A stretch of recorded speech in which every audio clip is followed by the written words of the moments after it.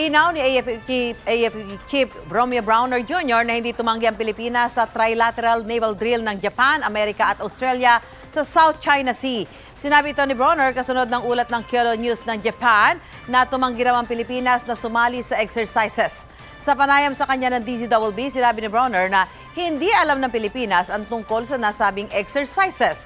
Nakikipag-ugnayan na raw ang Pilipinas sa tatlong bansa para makumpirma ito. Dagdag ni Browner, exercise alone ang isinasagawa ngayon ng Pilipinas kasama ang Australia. Actually, nabasa po natin dun sa Kyodo News na yun, ay vine-verify rin natin sa ating counterparts sa Japan, sa US, sa Australia.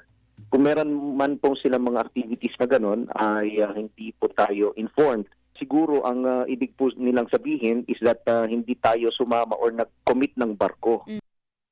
Mauna ka sa mga balita, bisitahin at mag-subscribe sa GMA Integrated News sa YouTube. Sa mga kapuso abroad, samahan nyo kami sa GMA Pinoy TV at sa www.gmanews.tv.